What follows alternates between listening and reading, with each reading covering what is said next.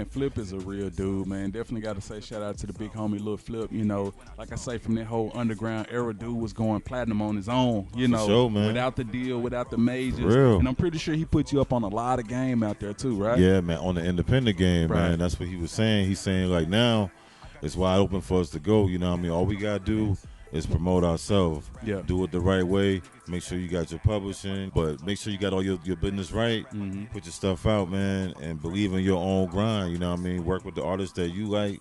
You know what I mean? Because Lil Flip, to me, always been a personal favorite, man. I always have respected the way he came. But, like, this is the way we ball back in the day. Like, the real first independent guy, like, to really do it with no major back and no Yep. deal at all. And you know what I mean? His grind been real good, man. I For mean, real. we talking about 2002. That guy really set the hip hop scene For on sure. fire. You know, know what I really. I mean, in my opinion, you know, and hey, definitely got to say shout out to Ghetto Boys and Scarface and all Oh, them. yeah. But he Legends.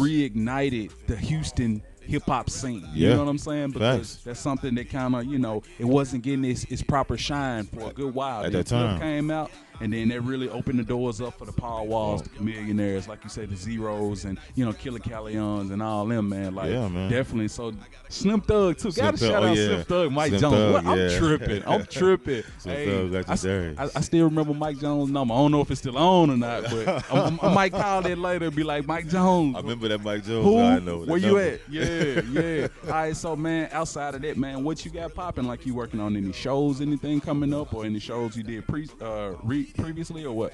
Okay, man. Well, it's been a minute since we linked, so like Yeah. in that time, like the COVID thing came, Yeah. kind of slowed down the shows thing. But I popped out there every now and then there to do something like in Houston or do something in the Carolina.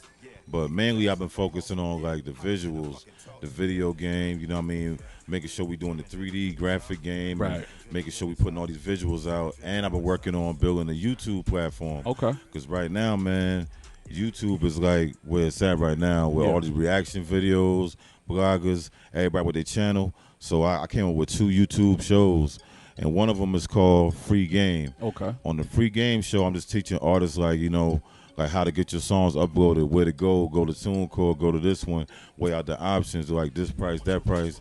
Just give them all the the bullet points to look for in every platform that you can then distribute your music. Right. So that's the Free Game, and then like I also do things about publishing on it too, and all the information I giving away is just like free game. It's like something you can actually dang use if you're an independent artist. You know what I mean? And the second show I got on YouTube is called Facts Not Fiction, Okay. and that's when I get into like showing the behind the scenes stuff from working with Project Pad, from working with Crunchy Black, working with Flip, working with Kill Callion, you know what I mean? It's other artists too, like on the East Coast I worked with too, man. Okay. Since we linked, I worked with Keith Murray. Wow. You know what I mean? I did a joint with Keith Murray, you know what I Okay. mean? Yeah. And I was surprised, but he had people in South Carolina, so I got the right number and I got able to talk to him. I was like, man, he was like, man, I just be doing shows and focusing on these podcasts and stuff, getting his money like that. Right. But I say, man, I know you still can rap. And I say, man, I want to get you on this track, man, and I promise you're going to like this track. Yeah. You know what I mean? And the track was called Catch a Vibe. Okay. And that was produced by Bagged Up Beats. And it got, who else it got on that joint? It got a girl from Philadelphia named Blind Beauty. Okay. Like, and she messed with Charlamagne and Angela Yee. Angela Okay. Yee, like, helped manage her or whatever. Yeah. You know what I mean? She a real good independent artist, but she really blind.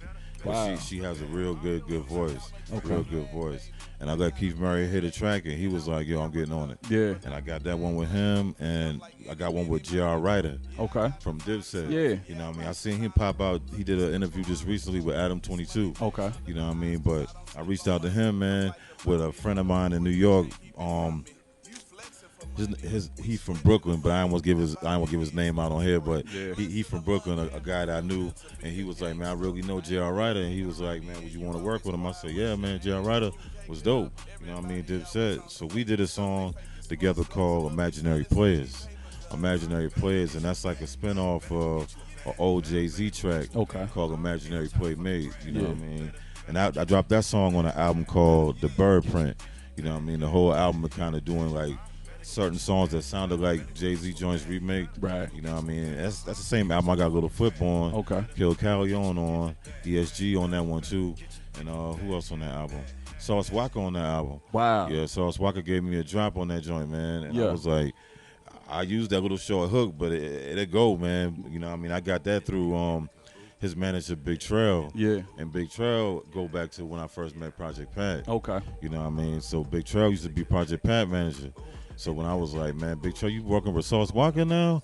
I said, man, get him on the line, see if I can get something from him, man. And he was cool, man. Sauce Walka, that's a major. I got to shout out him because Sauce Walka, like, they ain't taking over Houston right now. Yeah. He like the new age, but, you know what I mean?